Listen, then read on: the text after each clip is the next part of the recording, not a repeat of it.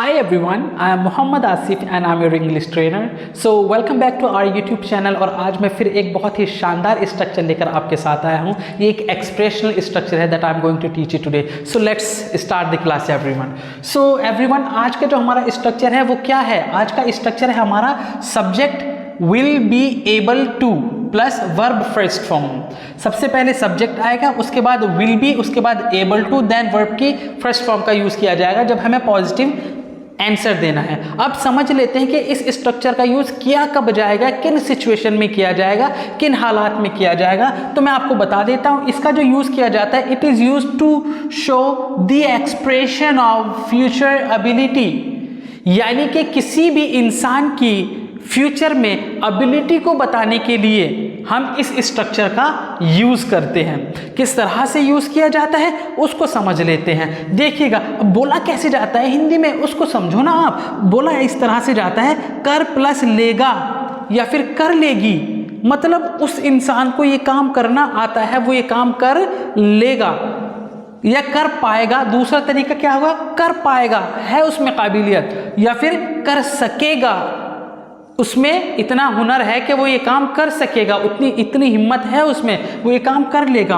कर प्लस लेगा यानी कि कर लेगा, बोल प्लस लेगा यानी कि बोल लेगा। इसका मतलब क्या है, उससे बोलना आता है, वो बोल लेगा।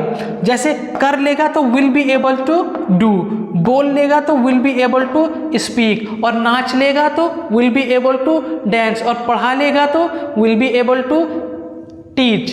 जब इस तरह से कोई बात बोली जाती है कि वो इंसान ये काम कर लेगा, तब जाके हम इस स्ट्रक्चर का यूज करते हैं। फॉर एग्जाम्पल, अगर मैं अपनी बात करूं तो मैं कह सकता हूं कि मैं मैथ भी पढ़ा लूंगा।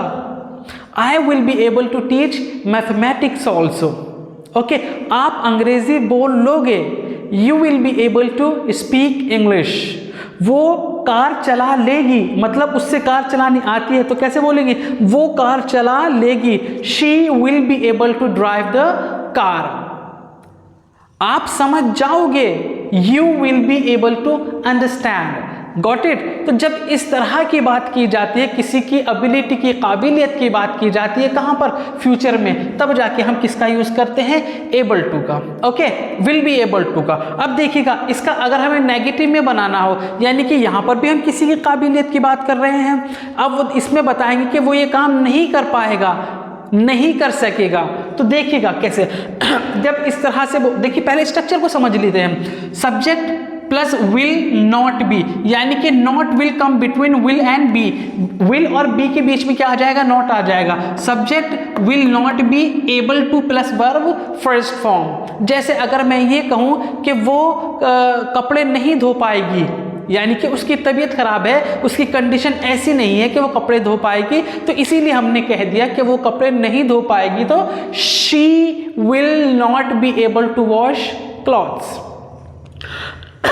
जैसे तुम नहीं पढ़ा पाओगे, पर नहीं आता आपसे पढ़ाना, तो आप कैसे पढ़ा पाओगे, आप कहोगे yes, you will not be able to teach. मैं गाना नहीं गा पाऊंगा, क्यों नहीं गा पाऊंगा, मेरा गला खराब है, तो मैं कैसे बोलूंगा, I will not be able to sing a song.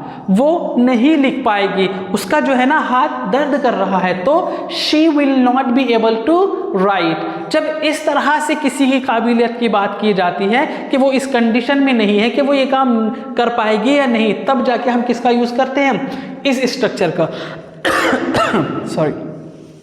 अब देखिएगा, अगर हमें क्वेश्चन मालूम करना हो तो हम क्वेश्चन किस तरह से मालूम करें। क्वेश्चन मालूम करने के लिए हमें क्या करना पड़ेगा, हमें विल को सबसे पहले लगाना पड़ेगा, उसके बाद में subject, then be, then able to, then verb की फर्स्ट फॉर्म। अब क्वेश्चन कैसे मालूम किया जाएगा, क्वेश्चन मालूम इस तरह से किया जाएगा, क्या आप उसे समझा दोगे, मतलब क्या आप में इतनी सलाहियत है, इतनी समझदारी है कि आप उसको समझा पाओगे। किस तरीके से क्वेश्चन पूछा जाएगा, क्या आप उसे समझा पाओगे, तो will you be able to make him understand. क्या वो लिख पाएगी, will she be able to right.